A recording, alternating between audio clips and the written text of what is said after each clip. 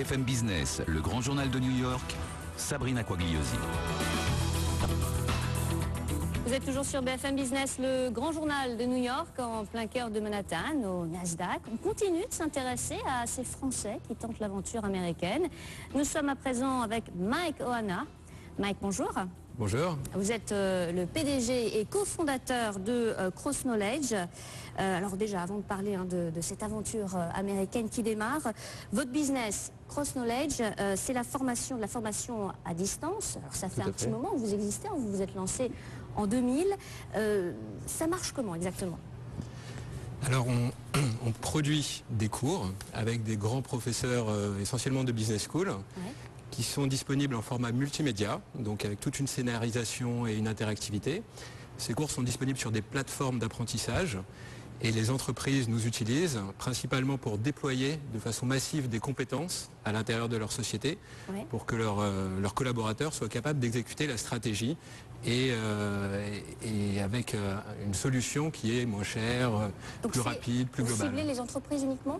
Tout à fait. Pour l'instant, on est principalement disponible pour les entreprises et c'est à travers des dispositifs de déploiement de la stratégie ou de formation, tout simplement, qu'on apporte cette partie formation à distance. Alors, quel est l'intérêt pour l'entreprise de faire appel à vos services? Alors, il y a plusieurs intérêts. D'abord, on peut former des dizaines ou des milliers ou des centaines de milliers de personnes. Aujourd'hui, chez Cross Knowledge, on a plus de 3 millions d'apprenants qui se connectent et qui suivent des formations à travers nous chaque année. Et donc former beaucoup plus de monde avec une problématique de coût, une réduction des coûts qui est énorme. Ça peut être entre 10 à 20 fois moins cher que de la formation en salle. Ça peut être disponible à tout moment. C'est-à-dire que vous êtes par exemple promu manager, vous avez besoin d'une formation au management, vous pouvez l'avoir tout de suite grâce à une solution en e-learning. Et aussi, on a toute une remontée d'informations. Donc on peut savoir quel est le niveau des collaborateurs, comment ils progressent et relier ça avec la stratégie de l'entreprise. C'est-à-dire il y a des systèmes d'évaluation, des niveaux, des informations sur les parcours qui sont suivis, qui permettent finalement d'avoir une gestion globale des compétences à l'intérieur d'une entreprise. Et quelles sont les forces? Alors je crois que vous avez un catalogue quand même très important. Oui, on a créé 17 000 cours. 17 000 cours, 17 000 cours qui sont disponibles en 16 langues. D'accord. Et d'ailleurs pour nous, l'américain et le british sont deux langues anglaises différentes. Et pour attaquer le marché américain, on a dû investir pour faire en sorte que tout soit aussi disponible en américain. Et ce catalogue couvre à la fois des cours de marketing, de finance, de RH, de stratégie, mais aussi tout le management et le développement personnel. Et le développement personnel est notamment quelque chose qui est très en vogue, notamment aux États-Unis, tout le leadership, et qui est un des thèmes qu'on a beaucoup travaillé, principalement avec les universités de Stanford ou de Harvard aux États-Unis. C'est ça aussi votre force, c'est que vous travaillez avec de grandes écoles, non seulement en France, mais un petit peu partout ici dans le monde. Alors ici aux États-Unis, vous avez donc Harvard, Stanford, Columbia. Oui, en Europe, c'est HEC, l'ESSEC, CIBS en Chine. Donc ça, c'est vraiment un point positif. Et si on regarde un petit peu votre base de clients, il y en a beaucoup ici aux États-Unis, c'est combien? Vous êtes sur combien de clients ici, en gros, aux États-Unis? Alors sur les 3 millions d'apprenants qu'on forme cette année, il y a à peu près 10% de cet effectif, donc 300 000 personnes qui sont déjà aux États-Unis. On a des clients en direct comme FedEx, comme des grands clients européens comme Sodexo, Schneider, etc., qu'on accompagne sur le sol américain. Et tout ça, c'était sans être ici aux États-Unis physiquement. Alors maintenant, vous avez un bureau, vous espérez passer la vitesse supérieure du coup? Oui, tout à fait. En fait, dans une société Internet comme la nôtre, qui utilise des nouvelles technologies, aller sur le marché américain, ça s'anticipe 4-5 ans avant, dans les solutions, à la fois les infrastructures technologiques, avec des data centers, etc., et aussi dans la façon dont on adresse les contenus. Et pour avoir déjà des premières références américaines. Et une fois qu'on a suffisamment eu de références américaines et qu'on s'est dit qu'on avait un énorme potentiel sur ce marché, on a décidé de s'implanter, ce qui est l'objet de cette semaine pour nous, notre actualité. Parce que c'est tout nouveau. C'est tout nouveau, exactement.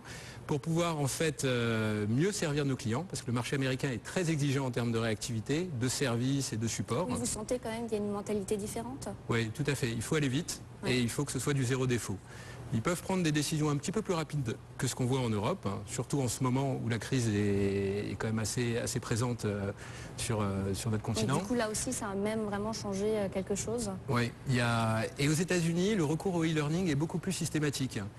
Aujourd'hui, on estime que, par exemple, en France, le e-learning représente 10% des heures de formation qui sont données dans les entreprises, alors qu'aux États-Unis, on est déjà entre 30 et 40%. D'accord, donc c'est beaucoup plus développé. Donc c'est beaucoup plus développé, ouais. exactement. Alors ça veut dire qu'il y a quand même plus de concurrence. Et il y a plus de concurrence. Ouais. Et par rapport à cette concurrence, nous, on a essayé de se positionner sur le haut de gamme, c'est-à-dire de faire des produits vraiment de qualité, bien supérieurs à ce que font les Américains. Et notre stratégie... Comment on peut faire mieux que les Américains sur leur propre marché? Eh bien, en fait, la clé. Oui. En fait, il y a des lois en France, hein, puisque la formation est réglementée en France alors qu'elle ne l'est pas aux États-Unis. Ah. Et pour être éligible en France, pour être reconnu comme de la formation, on doit avoir un certain niveau d'interactivité, de qualité, de dispositif qui n'est pas requis aux États-Unis. Et donc, quelque part, pour exister, on avait besoin de développer un système beaucoup plus sophistiqué que ce que les Américains ont dû faire pour exister. Et donc, ça nous a donné ce positionnement haut de gamme, notamment avec nos partenariats avec les grandes business schools. Ouais. Et c'est là-dessus qu'on se distingue de nos concurrents américains. D'accord. Et vous allez chercher comment ces clients aux Américains? Vous tapez à la porte ou c'est de bouche à oreille ou ça se passe comment? Alors, vous avez demandé aux grandes entreprises américaines déjà? Il y a un marketing global à faire pour les entreprises. Là, par exemple, on a été élu parmi les 20 meilleures sociétés de formation au monde par le Training Industry américain. Donc une reconnaissance de cette nature sur le marché. Exactement. Donc déjà, on augmente notre visibilité grâce au prix qu'on a reçu. Et on a décidé de faire des partenariats, d'avoir en fait des distributeurs sur place qui vont intégrer notre solution à l'intérieur de leur dispositif, et c'est eux qui vont commercialiser nos produits. Le principal d'entre eux, qui est la plus grosse société de formation américaine, qui s'appelle l'American Management Association, qui est d'ailleurs à 2 pas de vos bureaux. Eh oui. Vous n'êtes pas très loin, vous non plus. Hein. On n'est pas très loin, oui. On est plus bas sur Broadway. Et l'American Management Association a une 60aine de commerciaux qui sillonnent l'Amérique avec un système dans chacun des États. Ouais. Et nous, on va animer ce réseau de commerciaux de l'American Management Association pour permettre de rentrer à l'intérieur des entreprises américaines. Et comme ça, on a décidé de signer 3-4 partenariats majeurs et on aura à la fois une approche indirecte du marché à travers ces partenaires et des réponses aux appels entrants et au marketing qui nous ramènent finalement des demandes en direct. Alors vous êtes combien aujourd'hui ici au bureau de New York? Alors pour l'ouverture, on est 5 personnes. Ouais. Et la volonté, si tout se passe bien, c'est de monter l'année prochaine à une vingtaine de personnes par exemple. De rester sur New York. Comme on est une société internet, on n'a pas besoin d'avoir une implantation partout. Ceci dit, côte Est et côte Ouest sont 2 marchés un petit peu différents d'après nous. Et pareil, cette proximité avec les clients reste un atout qu'il faudra qu'on mette en avant. Alors si on regarde un petit peu du côté du business model ou des chiffres, c'est combien le chiffre d'affaires aujourd'hui de CrossKnowledge? On avoisine les 30 millions d'euros. Oui, donc c'est bien. Et on a une croissance de l'ordre de 25% par an. Oui. Donc on est sur un marché le marché de la formation est un marché qui est difficile en ce moment parce que ça fait partie des budgets dans les entreprises qu'on a tendance à couper. Qui est effectivement en ralenti, qui tourne au ralenti. Vous l'avez senti en zone euro d'ailleurs? Oui, tout à fait, on le sent bien en zone euro. Les clients qui réduisent vraiment leurs dépenses? Oui. On voit ce double... C'est peut-être pour ça aussi que vous venez regarder du côté des États-Unis ou c'est vraiment un hasard du calendrier? Il y a l'opportunité des États-Unis en soi qui est colossale parce qu'il y a un marché qui est plus mûr que celui de l'Europe actuellement.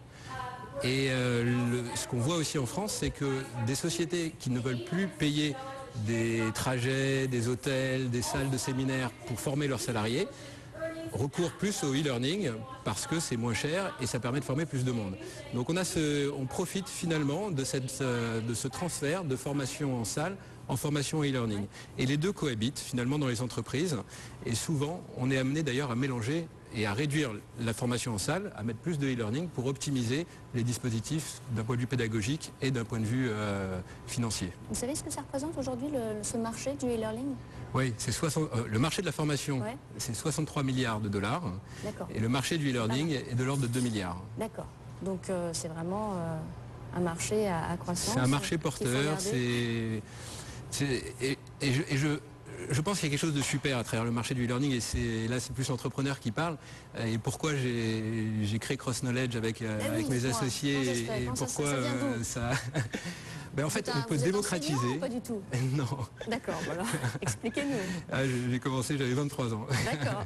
Il y a pas longtemps. Mais en fait, grâce au e-learning, on peut démocratiser, rendre accessible à tout le monde des formations qui jusque-là étaient disponibles que pour des élites, dans des cénacles fermés, les happy few, comme on dirait ici. Et grâce au e-learning, ça peut être comme un droit naturel. Tout le monde va pouvoir se former, on va pouvoir donner une chance à l'ensemble des collaborateurs d'une entreprise et peut-être l'ensemble des citoyens de la planète un jour, de se former grâce aux meilleurs cours. Et ça, c'est quelque chose qui nous importe beaucoup chez Cross Knowledge, et c'est notre vision. On a d'ailleurs créé une fondation cette année, justement pour adresser des populations qui n'ont pas accès. Parce que vous regardez ce qui se passe du côté des individus, c'est un marché qui va vous intéresser aussi, hein. Tout à fait. Par exemple, on a soutenu une société qui fait du microcrédit, Planète Finance, pour accompagner la formation des entrepreneurs qui créent leur propre entreprise et qui n'auraient pas pu être, on va dire, des clients de Cross Knowledge parce qu'ils ne sont pas dans les grandes sociétés mondiales qui sont aujourd'hui nos clients. Très bien. Donc il y a ce côté un petit peu démocratique qui, je pense, donne au e-learning une certaine vision éducative au-delà de juste l'aspect des business models et tout ce qui fait vivre une entreprise. Ça, voyons. Mike, merci d'avoir été avec nous. Vous êtes le patron de Cross Knowledge. Voilà, c'est la fin de cette partie depuis le Grand Journal de New York. On se retrouve dans quelques instants. Restez avec nous.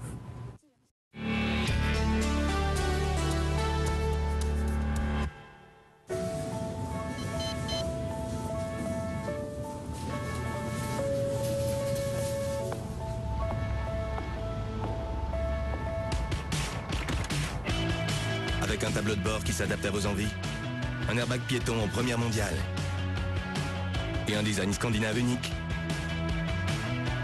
réveillez enfin votre personnalité.